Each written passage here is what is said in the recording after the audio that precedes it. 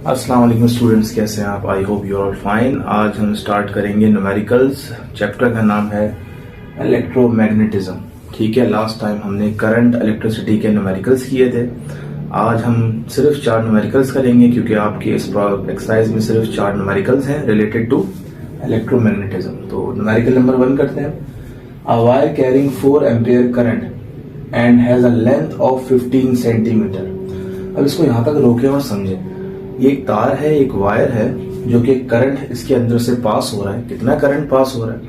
4 ampere current pass हो रहा है। तो सबसे पहले आप बनाएंगे डेटा। तो डेटा में लिखेंगे आप करंट जो पास हो रहा है वो हो रहा है 4 एम्पियर। ठीक है स्टूडेंट्स, करंट को आई से डिनोट करते हैं। Has a length of 15 centimetre. तो लेंथ कितनी है? 15 सेंटीमीटर है। हमें क्या करना है? डिवाइड करना है 100 से in order to convert it into metre. तो इसको आप कैलकुलेटर से कर लीजिएगा। इसका आंसर आएगा 0.15।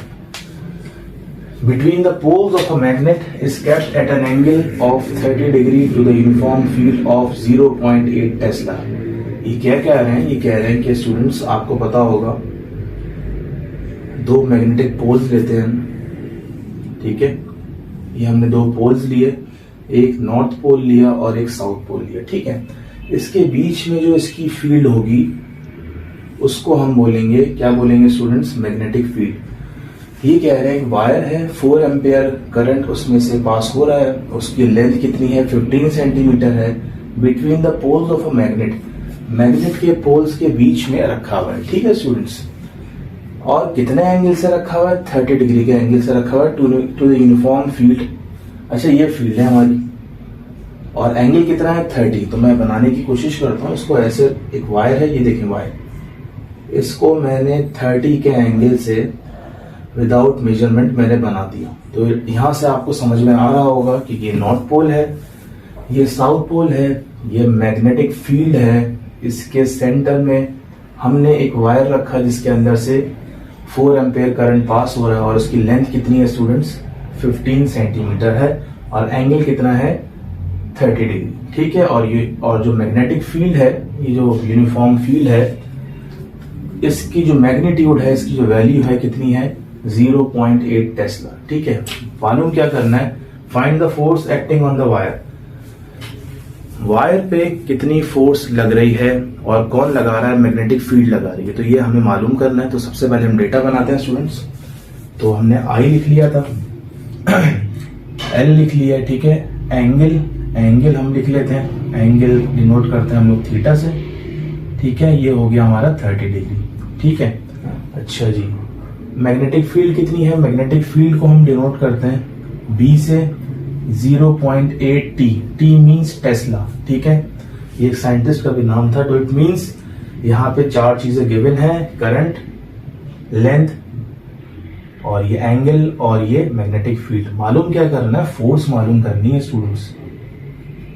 ठीक है, अब फॉर्मूला कौन सा यूज होगा? फॉर्मूला आप लोग पढ़ चुके होंगे।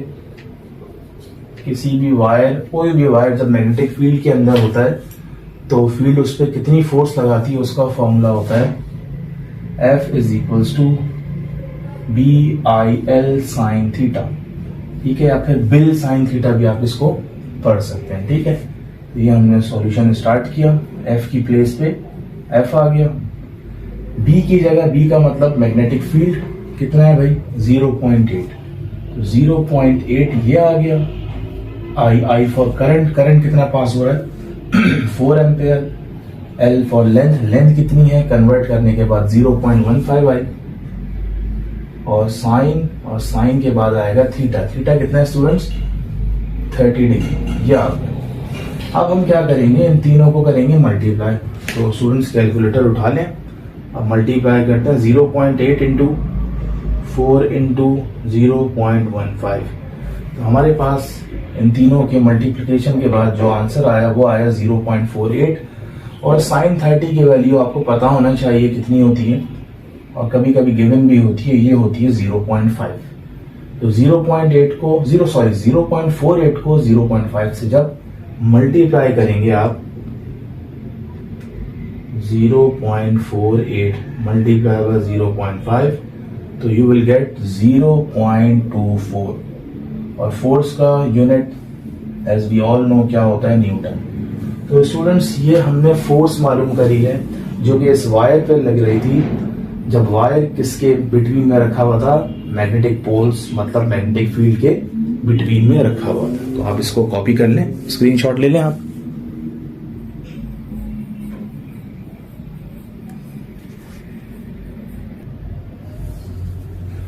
ओके जी, अब करते हैं क्वेश्चन नंबर 2। चैप्टर का नाम है electromagnetism. A square loop of wire of side 2 centimetre. अब ये कह रहे हैं एक लूप है जो कि किस फॉर्म में है, स्क्वायर के फॉर्म में है। ठीक है, आपको पता है इस तरह ये लूप है, ये किस फॉर्म में दिया हुआ है, ये स्क्वायर के फॉर्म में दिया हुआ है। ठीक है, अच्छा स्क्वायर की तमाम साइड सेम होती हैं और हर साइड कितने सेंटीमीटर की है, 2। तो ये भी 2 सेंटीमीटर, ये भी 2, ये भी 2, ये भी 2। ये तो एक चीज हो गई। A square loop of wire of side 2 centimetre carries 2 ampere of current. ये जो वायर है इसके अंदर से करंट कितना पास हो रहा है, 2 एम्पेयर इसमें से करंट पास हो रहा है। ठीक है, A uniform magnetic field of magnitude. आपको पता है मैग्नेटिक फील्ड क्या होती है, दो पोल्स के दरमियान जो फील्ड होती है। जैसे कि मैंने बनाने की कोशिश की है, ये नॉर्थ पोल, ये साउथ पोल, ये देखिए नॉर्थ से निकल रही है और साउथ को ट्रेवल कर रही हैं। इनको कहते हैं मैग्नेटिक लाइंस ऑफ फोर्सेस। और ये पूरा स्पेस क्या है, मैग्नेटिक फील्ड है। इसकी जो वैल्यू है, इसकी जो मैग्नीट्यूड है क्या दिया हुआ है, 0.7 Tesla. Makes an angle of 30 degree. पहले लास्ट क्वेश्चन में कितना एंगल बन रहा था, एक वायर था, 30 डिग्री का एंगल बन रहा था। इस क्वेश्चन में वायर तो है लेकिन वो लूप की फॉर्म में है, स्क्वायर शेप में है। एंगल कितना है, 30 degree with the plane of the loop. ठीक है, ये होगी पहली चीज। What is the magnitude of torque on the loop. सही है, अब आपको पता है कि इसमें से जब करंट पास होगा, ये मैंने बनाने की कोशिश की, आप बुक में देखिएगा, इसकी डायग्राम अच्छी तरह से समझ पाएंगे। तो ये जब टर्न करेगा या इसकी एनिमेशन देखिएगा, तो जब मैग्नेटिक फील्ड इस पे, मैग्नेटिक फील्ड के अंदर में जब ये आएगा और इसमें से करंट पास होगा तो ये ट्विस्ट करेगा और ट्विस्ट करने से इसमें क्या पैदा होगा, टॉर्क पैदा होगा। क्लास 9th में पढ़ चुके हैं आप what is torque. Torque is the turning effect of force. क्या मतलब, फोर्स लगने से अगर कोई चीज टर्न कर रही है तो इट मींस उस बॉडी में क्या है, टॉर्क आ गया है। ठीक है, इसमें टॉर्क प्रोड्यूस होगा। ठीक है, तो वही टॉर्क हमें मालूम करना है। तो दोबारा हम डेटा बनाते हैं, समझते भी रहेंगे। Square loop of a wire side 2 centimetre. Side दी हुई है, साइड का मतलब चारों ये लेंथ है, तो यहां मैं लिख देता हूं length is equals to 2 centimetre. Convert कर लें आप, 100 से डिवाइड किया 0.02 मीटर। ठीक है students, carries 2 ampere of current. तो करंट को हम आई बोलते हैं, 2 एम्पेयर करंट है। और magnetic field that is denoted by B, उसकी वैल्यू है 0.7 टेस्ला।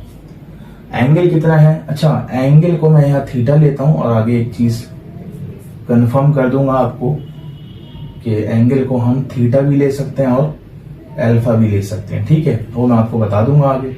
अच्छा जी, ये आ गया, कितना दिया हुआ है, 30 डिग्री। अभी इसको अल्फा को हटा देते हैं, थीटा ही रहने देते हैं। What is the magnitude of torque required. Required में निकालना है हमें मैग्नीट्यूड ऑफ टॉर्क। टॉर्क कितना प्रोड्यूस हुआ है। ठीक है स्टूडेंट्स, टॉर्क निकालना है। तो लास्ट क्वेश्चन में हमें क्या निकालना था, हमें फोर्स मालूम करनी थी। फोर्स का फॉर्मूला क्या था, bill sine theta, BIL sine theta. ठीक है, अब हमें टॉर्क निकालना है। टॉर्क का भी बहुत इजी फॉर्मूला है। ठीक है, अब टॉर्क का फॉर्मूला क्या है, टॉर्क का फॉर्मूला है torque is equals to IBN। ठीक है, कॉस अल्फा। टॉर्क का फॉर्मूला क्या है, IBN लिख दें, NIB लिख दें, BIN लिख दें, कॉस अल्फा। ठीक है, अच्छा बल्कि ये नहीं है, बल्कि IBA, N तो तब यूज होता है जब होता है नंबर ऑफ टर्न्स भी दिए हुए हो। ये फॉर्मूला है IBA कॉस अल्फा। अब सॉल्व कैसे करें इसको, टॉर्क की जगह टॉर्क आ गया, I की जगह स्टूडेंट्स 2 एम्पेयर, I की जगह 2 आ गया। मैग्नेटिक फील्ड कितनी है हमारी, 0.7। अच्छा स्टूडेंट्स, एरिया मालूम करना है। तो एरिया भी तो लाजमी मालूम करना। और एरिया कैसे मालूम होता है मैं आपको यहां बताता हूं। एरिया हम फाइंड करते हैं किसी भी स्क्वायर चीज का length multiply by length. Square का एरिया कैसे मालूम होता है? Length multiply by length. और अगर यहाँ रेक्टेंगल होता तो हम मालूम करते लेंथ मल्टीप्लाई बाय ब्रेथ। तो अभी हम स्क्वायर को लेंगे तो लेंथ कितनी है? लेंथ है हमारे पास 0.02 मल्टीप्लाई बाय 0.02। तो इसको हम अगर मल्टीप्लाई करें, कैलकुलेटर कहाँ है भाई हमारा,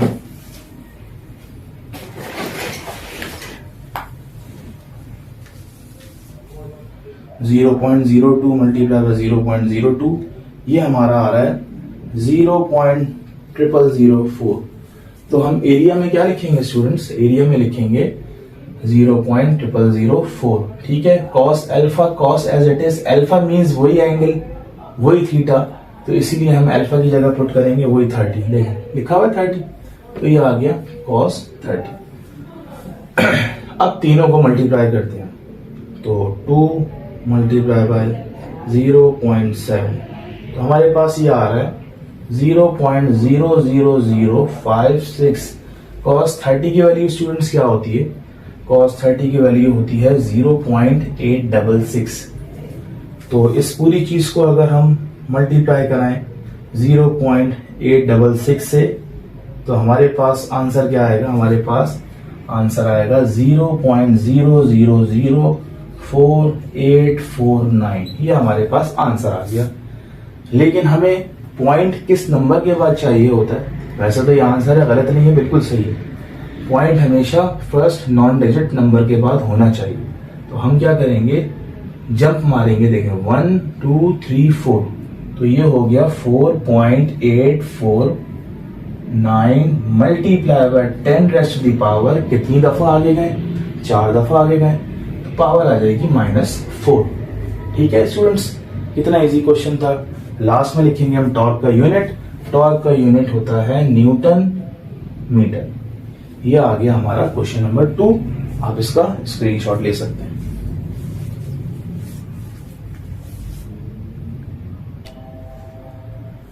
okay students, question number 3 related to transformer. Easy question है। Are transformer is needed to convert a mains 220 volt supply into a 12 volt supply. Transformer convert कर रहा है 220 वोल्ट सप्लाई को 120 वोल्ट सप्लाई में।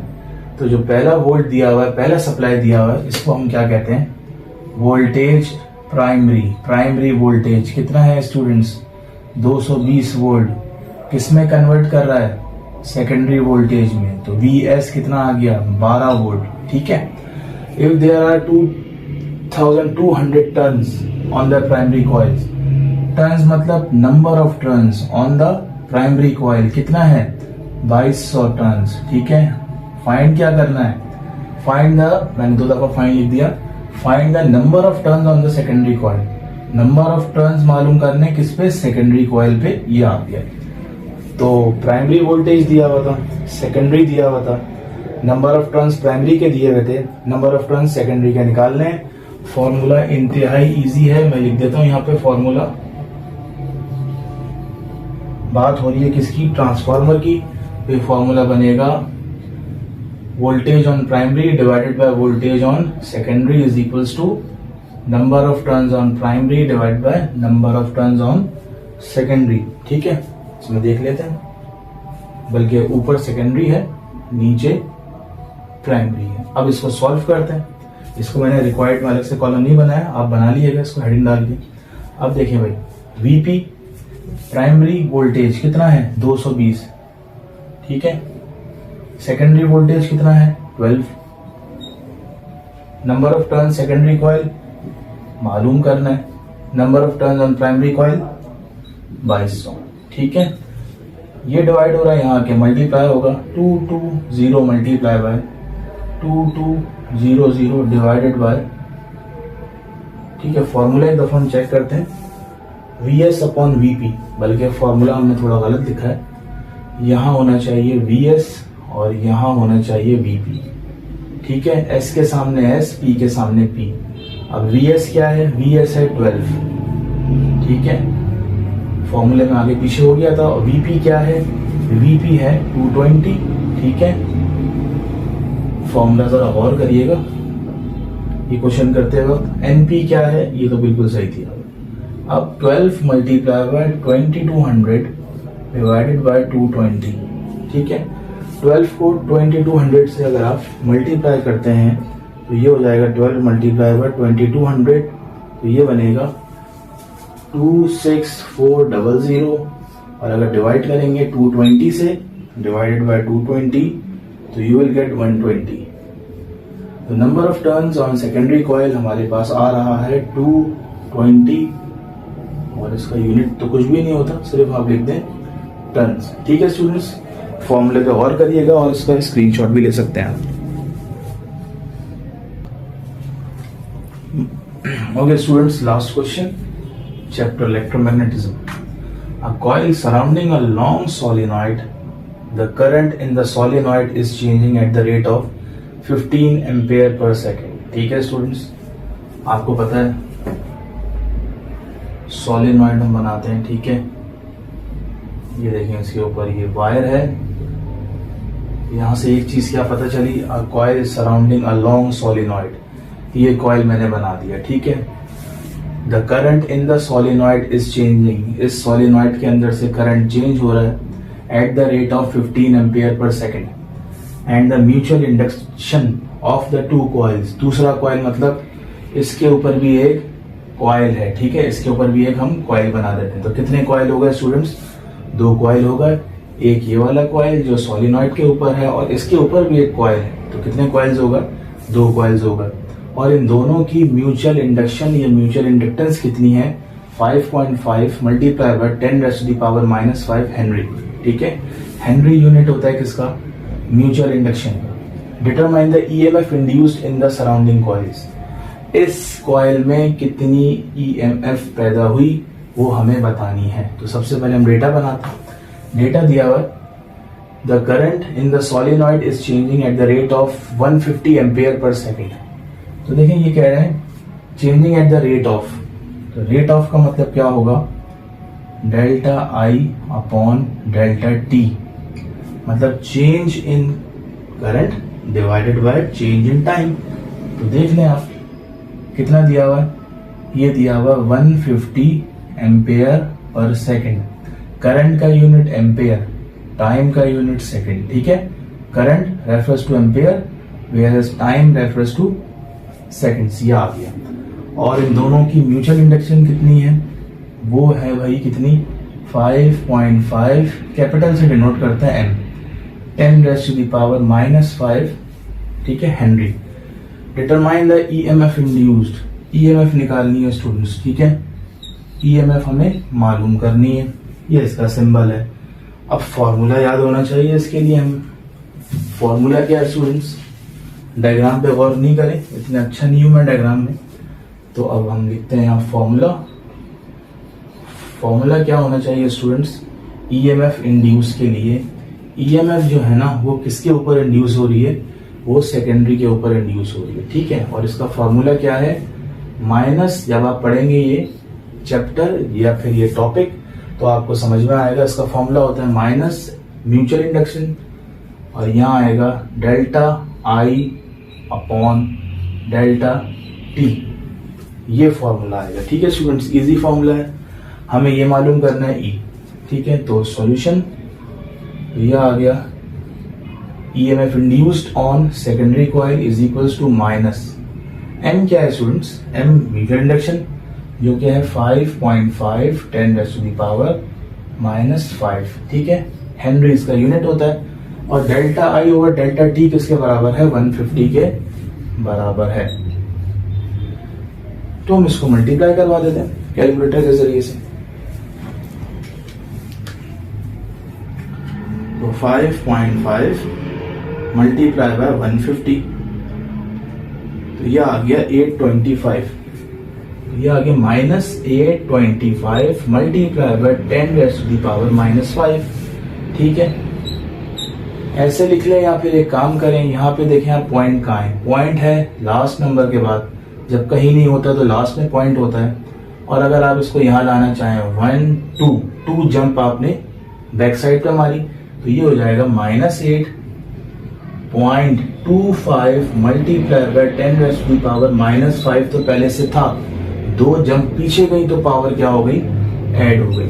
तो -5 में जब 2 ऐड होंगे तो क्या आंसर आएगा आपके पास, ये आंसर आपका आएगा 8.25 10⁻⁻³ और ये माइनस फॉर्मूले का इज इक्वल्स टू, ये आपने क्या निकाल लिया, इंड्यूस्ड ईएमएफ ऑन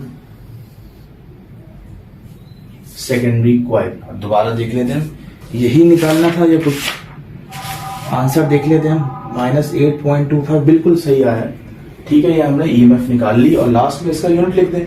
ईएमएफ क्या होता है, वोल्टेज ही होता है, तो इसका यूनिट भी क्या होगा, वोल्ट होगा। तो स्टूडेंट्स, इस तरह हमने इस चैप्टर के तमाम numericals, that is 4 numericals complete कर लिए। अब नेक्स्ट वीडियो में किसी और चैप्टर के न्यूमेरिकल्स के साथ हाजिर होंगे। टिल देन, अल्लाह हाफिज।